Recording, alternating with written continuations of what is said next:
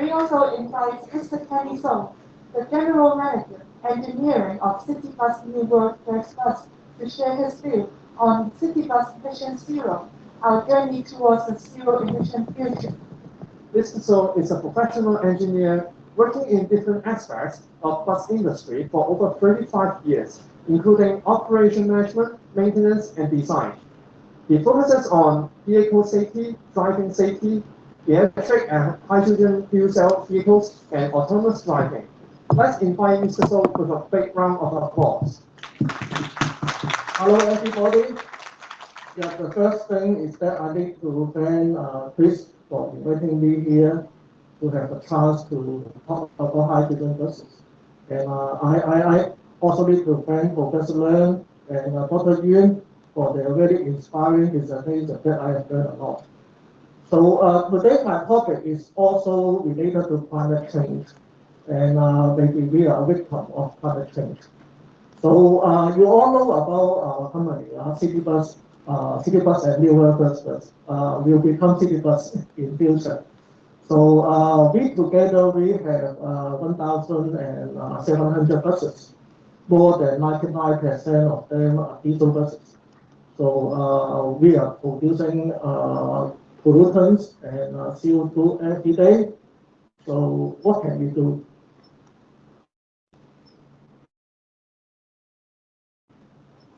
Now you all know that there is a magic figure of 2050. So there is raised by the Hong Kong government in October last year that by year 2050, there should not be any vehicles powered by fossil fuels running on the streets of Hong Kong. Yeah, so as a company, how do we prepare for that critical days? Actually, we prepare to advance 5 years from 2050 to 2045. Well, 2045, you may know that franchise bus will run for 18 years. So 2045, going backward is 2027. So that means starting from 2027, we should not buy any more diesel buses. So we should buy new energy buses. So what are new energy buses? Electric buses and hydrogen buses.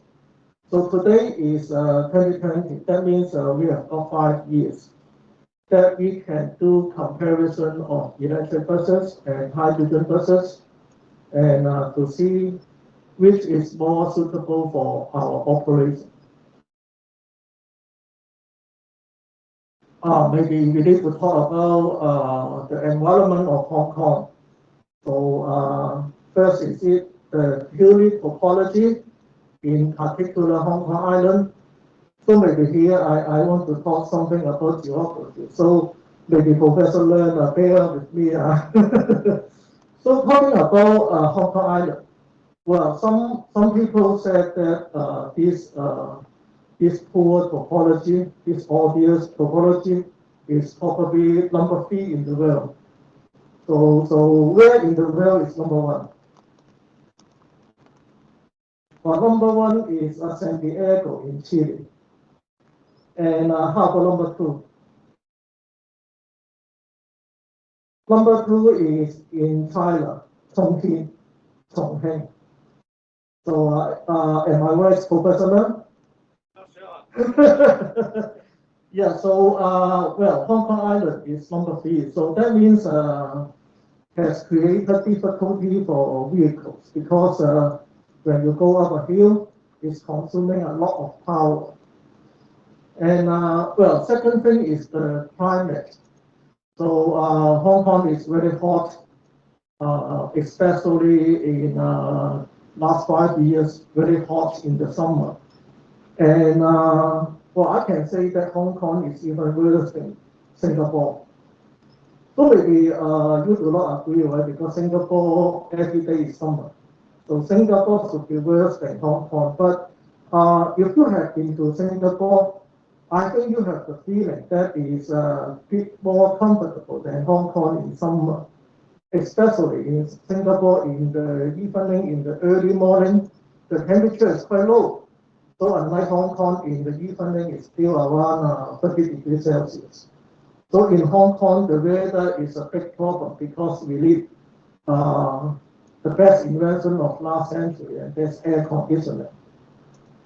So air conditioning will consume a lot of power.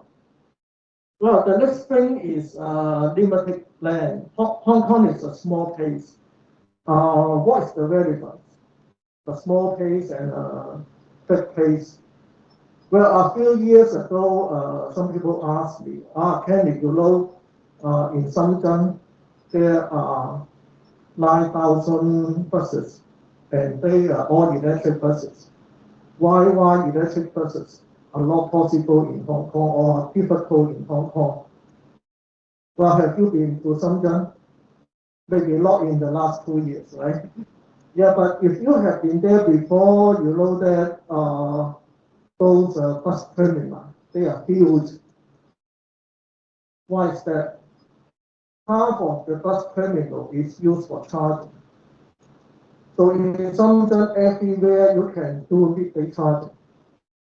And in Hong Kong, I can tell you that we are going to have some midday charges in Hong Kong Island bus terminal, in Central Ferry Terminal, and in Kai Tak Cruise Terminal. And the process has been very painful. Yeah, I think it's more than 2 years. Starting from that, we have the idea, and until they will be completed very soon. Yeah, so it's more than 2 years. The process is very painful, and I don't want to talk about political things here.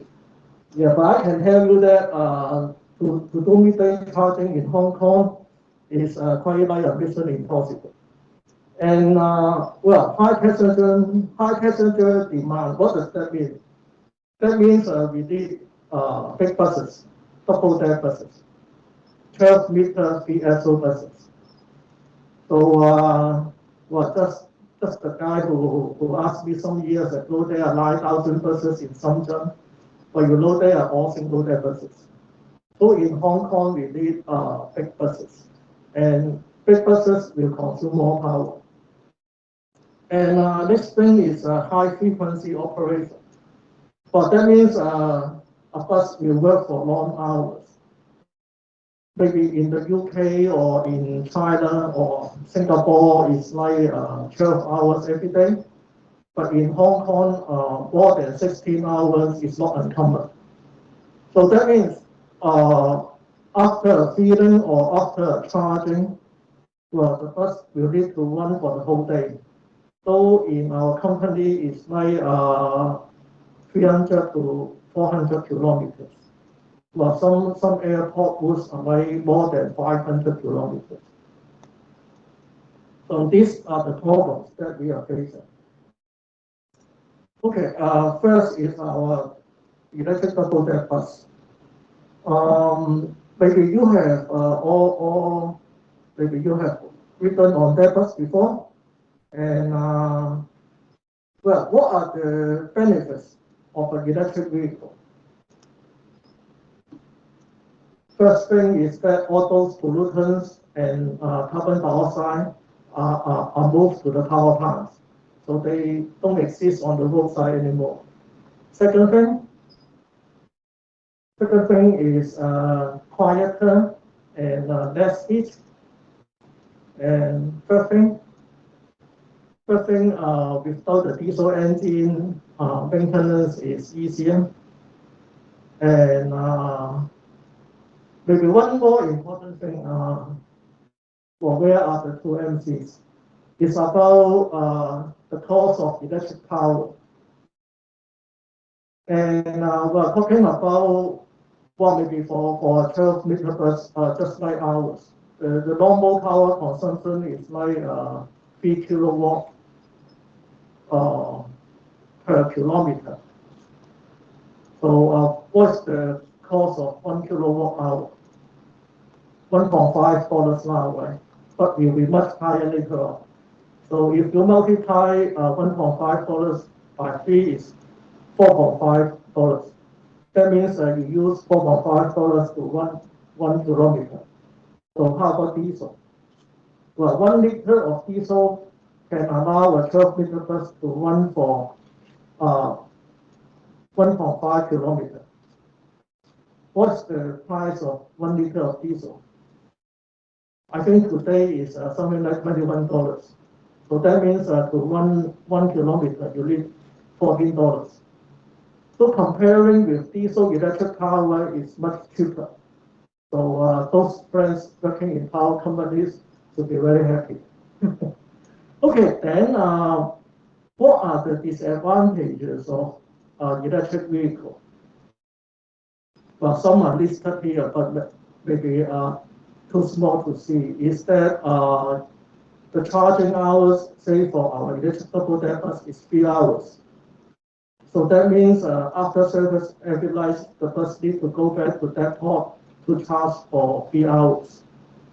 And the second thing is that for our electric double deckers, the mileage range is only 200 kilometers. So I just mentioned that our daily average is like 300 to 400 kilometers. So that means after charging, it's not sufficient for the bus to operate for the whole day. So there is a need of midday charging. And then what's another disadvantage of battery electric bus?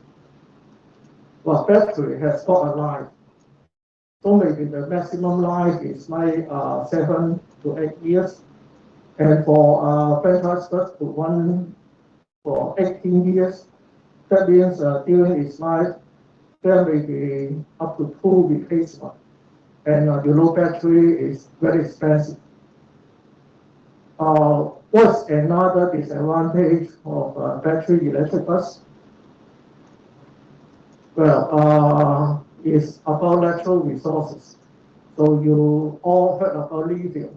So lithium is the basic material for battery. And lithium has got another name, and there's waste petroleum.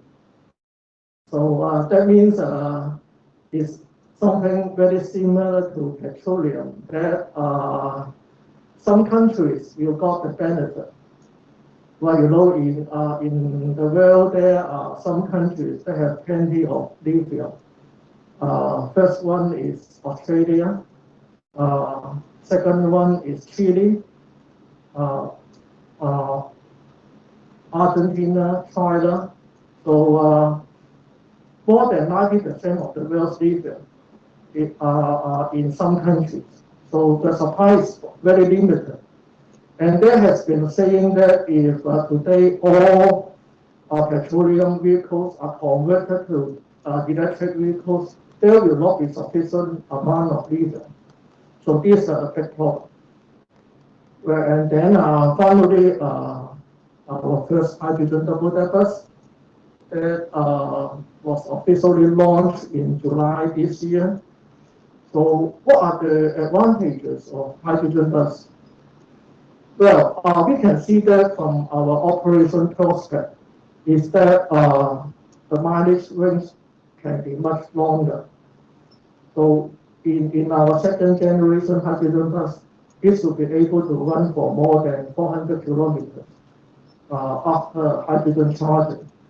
And secondly is the hydrogen charging time. Our estimation is about 10 minutes. Well, of course, 10 minutes is still much longer than the diesel filling time of 3 minutes. But again, it's much better than 3 hours. So these two features of hydrogen buses are to our advantages. So what are the other benefits if we use hydrogen? Well, just I mentioned that for electric vehicles, those pollutions and carbon dioxide are moved to the power plants. So they still exist, but just are moved elsewhere. And for hydrogen, how do you produce hydrogen? Well, maybe you have heard about gray hydrogen, blue hydrogen, and green hydrogen. So gray hydrogen is that like you produce hydrogen from natural gas. CO2 is produced during the process.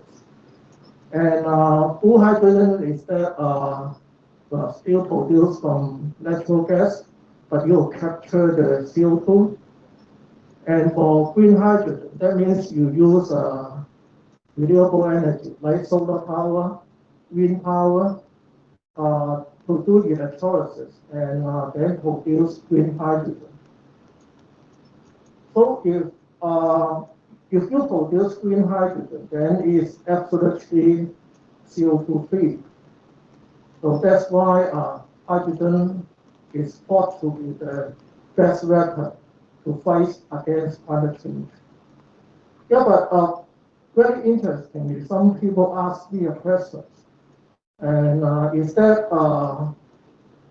even if you have green transport, you use a truck to transport green hydrogen, but this truck is still diesel powered. So it's not 100% green. Well, but I can tell you that it's for sure that after 30 years, 40 years, 50 years, the truck will be powered by green hydrogen to carry green hydrogen. Believe me. Okay, here are some working theory of the fuel cell of a hydrogen bus. So maybe just very simple. You just mix hydrogen together with air, and there's oxygen in the air, and this will produce electricity and water as a byproduct. So no CO2 is produced in the process. And to compare hydrogen and electric buses, well, because hydrogen can run for longer mileage, so we can deploy it to run for 30 roads. Yeah, so that is more suitable for that purpose. And for electric, it's better to run on a road with stable speed.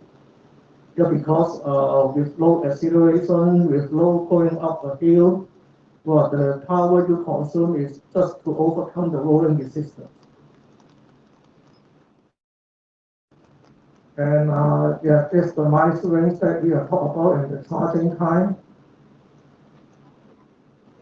And it's also about the space you occupy. Well, honestly, we have 1,700 buses. And actually, our bus depots can only accommodate half of them. And the other half are parked on streets or parked in bus parking lot. So how do we do charging if this is the case?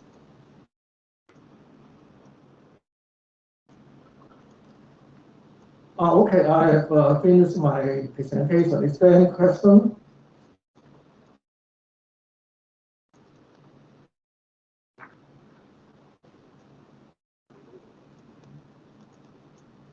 Kenny, I think thank you for sharing hydrogen. I think it's the most sort of potential we can see in years to come in terms of sustainability and all these carbon neutrality. And it's coupled with the yesterday announcement of tariff rates. So to me, I think the bad news is we need to pay more. But the good news is there will be a lot of opportunity because of the tariff is increased. So it gives us a big margin for implement all this green technology. So how do you see that we can have hydrogen be used commonly across the city? So any prospect? Because sometimes town gas said they can extract they pipe the town gas, some of it, most of it into hydrogen, and then we can use it on the spot.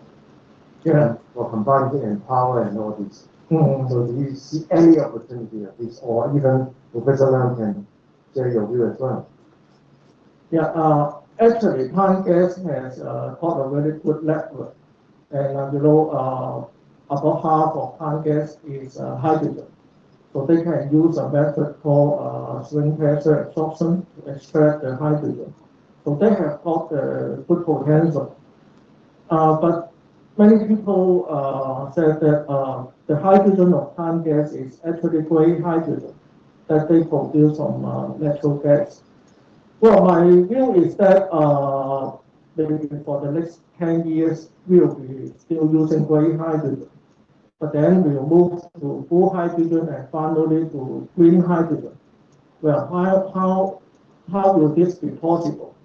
Well, we know to produce green hydrogen, you need solar power, you need wind power, and those are not available in Hong Kong. Well, but solar power and wind power are abundant in the northwest part of China and even in the Greater Bay Area. And also in other countries like Australia, the Middle East. And well, then you ask me, transportation of hydrogen is very difficult, right? Because it's a gas, and you cannot transport much with a truck. Well, I think the prospect is that the technology of liquid hydrogen is becoming mature. If liquid hydrogen is getting more popular, well, the cost will go down, and we can transport liquid hydrogen from green hydrogen from the northwestern part of China to Hong Kong, and then maybe use the piping network of Thai gas to deliver to Hong Kong. So maybe this will happen after 30 years, 50 years. Yeah, but if you know me, I very good saying is that hydrogen is our future and green hydrogen is our destiny. This will be the case. Okay, thank you. Where would we take a hydrogen bus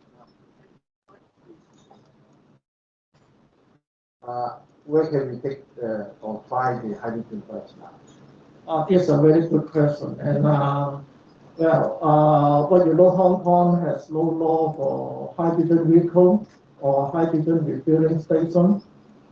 So, well, we had a hydrogen bus launched in July this year, but because there's no law for hydrogen vehicle to operate, we cannot run the vehicle on streets, and we cannot even fuel it with hydrogen because it's against the law.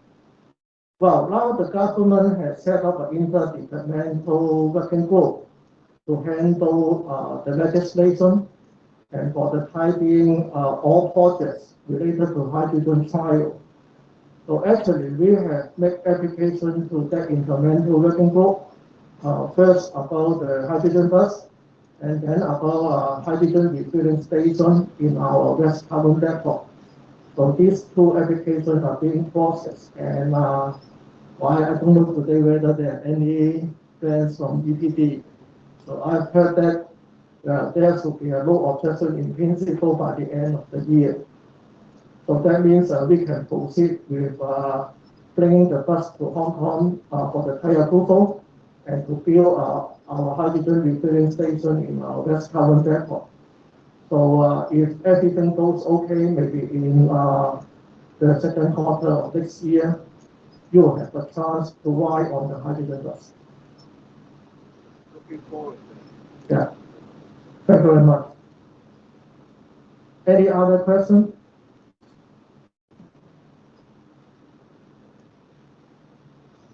My question is about the driver experience in the hydrogen-driven vehicles. A few years ago, I had chance to try out the Toyota Mirai. Okay, but the feeling is not good. When I apply the gas, it seems to be it's moving. So unlike the experience like in Tesla or like the normal petrol-driven car. So my concern is like for passenger carrying buses like the company. So if the driver feel that they apply the hydrogen, but the car doesn't move, he keep on pressing, and then it will generate some potential issues because of the so-called like response time from the driver operation to the response from the engine. So I just want to know any research or like considerations, and also because in China most of the gas LNG bus more instead of hydrogen bus. So just want to know your opinions. Well, my opinion is that there should not be any difference because, well, for our electric double-decker bus, we use the battery to store all the power, and the battery will supply electricity to two motors that drive the bus. And for hydrogen, actually, it's very similar. The difference is that there are some hydrogen storage tanks in the bus, and the hydrogen will be supplied to the fuel cell. The fuel cell, I mentioned before that hydrogen will be added with oxygen to produce electricity and water.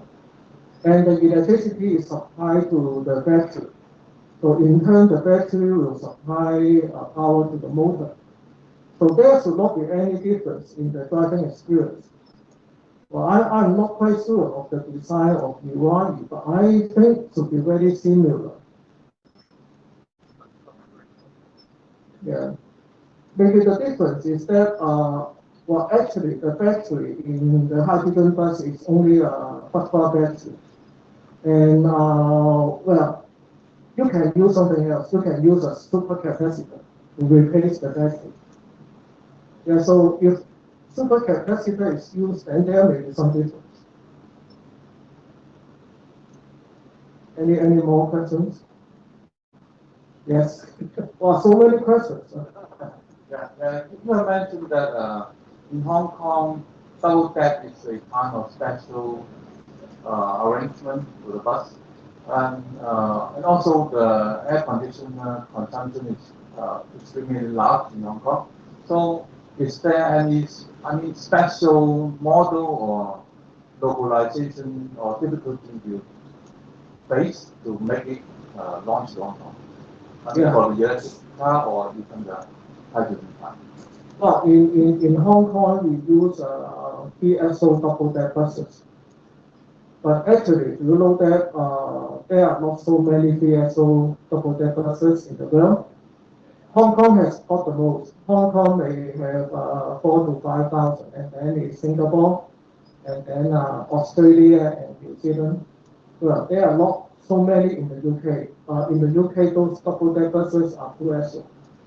Well, this one difficulty is that, for example, 3 years ago, when we want to introduce Hong Kong's first electric double-deck bus, we spoke to the manufacturers, those big names, and they said, this you need for Hong Kong PSO. In the UK, we only have 2 SO. So you have a minimum order of 10 or 20. Yeah, that for us to do the research and development, yeah, and to set up the production line. Well, exactly happened this year. Well, the end of last year, when we want to introduce a hydrogen bus to Hong Kong, we spoke to those big names in the UK, big names in China. Oh, PSO double-deck buses, very unique to Hong Kong. Well, now in the UK, we are developing PSO double-deck buses. So maybe Hong Kong will be later. And in China, we in China, we are running single-deck buses. So maybe for Hong Kong later. Well, so that's why we took the initiative to do the R&D ourselves. Yeah, that's actually this very strange for a bus operator to do R&D on buses. Yeah, but I think if we don't do it, then nobody is going to do it. Okay, thank you. Okay. You mentioned that the electric car, the operation cost is cheaper than the traditional car, right? How about the hydrogen car? Is it cheaper or more expensive? Well, hydrogen, now in Hong Kong, it's very expensive to buy hydrogen. Maybe you all know the reason. Well, actually, we are comparing electric buses and hydrogen buses. And we have a feeling that for heavy commercial vehicles, hydrogen buses are more suitable. But I think for private car, well, should be electric vehicle is better. What's the reason? Because for private car, every day you drive to work, you drive back home, Saturday and Sunday, you go out for fun. So maybe you only need to do a recharging once in 10 days, not very frequent. And for private car, it's not like 3 hours. Maybe just 1 hour or a bit more than 1 hour. So it's all affordable. And also, just imagine, for hydrogen is, I think even after 10 years, 20 years, there will not be many hydrogen refilling stations in Hong Kong. So maybe not so convenient from a private car owner's point of view. So I think well, for private cars and light duty vehicles, the first choice should be electric. And time is running short. That will be the last question.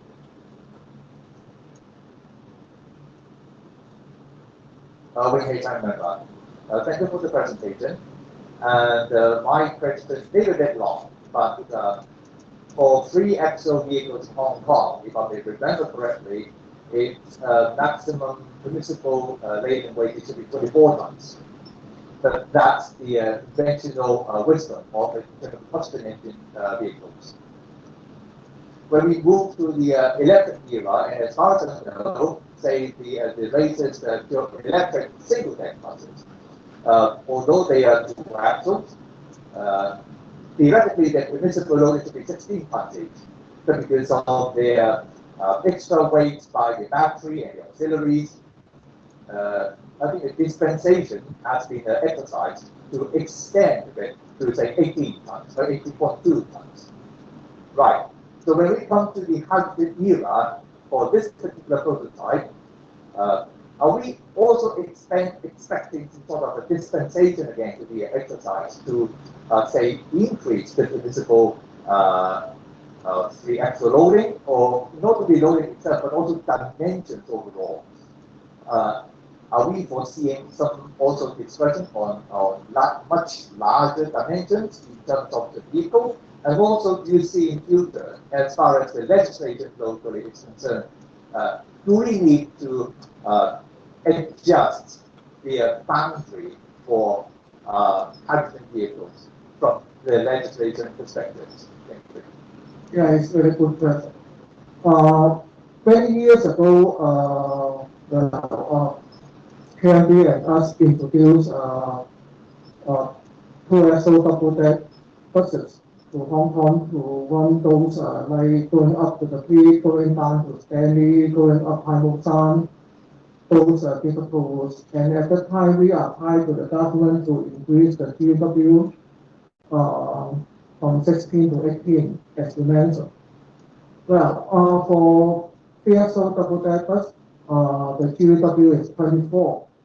So can we apply to the government to increase to 26?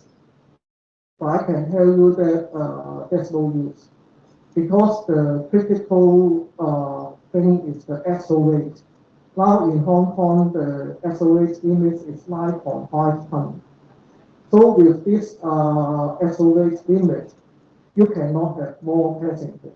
So that's why the carrying capacity of our electric double-deck bus is only 113, compared to a diesel counterpart of 136. And even for our hydrogen bus is 120, so a bit more standard because of we don't have the weight of the battery. About the dimension, actually, now we can run buses with 12.8 meters. It's possible. And for diesel bus, the carrying capacity has increased from 136 to 140 something. So longer vehicles are okay, but you know, if we deploy a 12.8 vehicle, we need to do route tests for every route, just to ensure that there will not be any problem in manufacturing. So I think in Hong Kong, talking about increasing the weight limit or talking about increasing the dimension are not quite helpful. Actually, for hydrogen, there is a potential that if we can use liquid hydrogen in the vehicle in future, this will be a good help. Yeah, because now we use hydrogen gas tanks of 350 bar or 700 bar, and they occupy a lot of space. So if in future we can use liquid hydrogen on board, then this will be a very big advantage. And maybe we can resume the carrying capacity of a diesel bus. Thank you. Thank you, Mr. So, for your fruitful sharing. And once again, thank you all the guest speakers. To show our gratefulness to our guest speakers, we now invite Mr. Chris Shaw, the chairman of IMechE Hong Kong branch, to present the certificate, appreciation certificates and souvenirs to the speakers.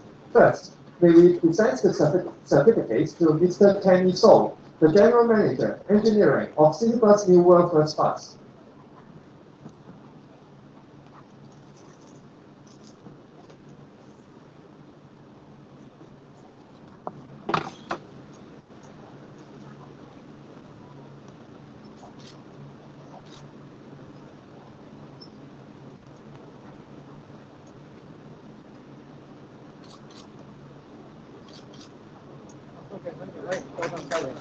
Thank you, Mr. Song. And now may we invite Dr. Pierre Yun, the past president of HKIE and the vice president of CRBS UK to the stage.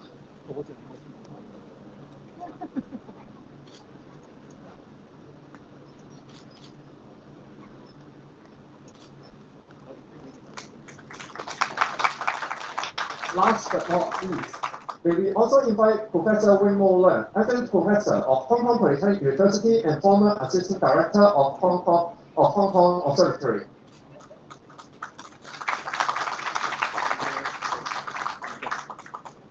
May all three speakers come together to have a photo with this together.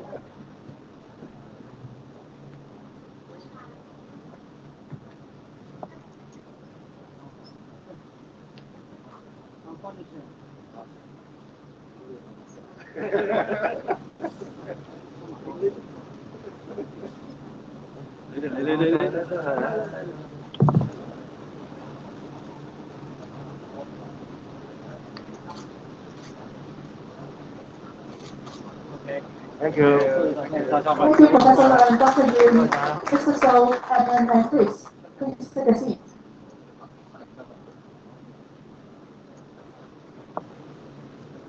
This is the end of the talk session, and thank you for your participation.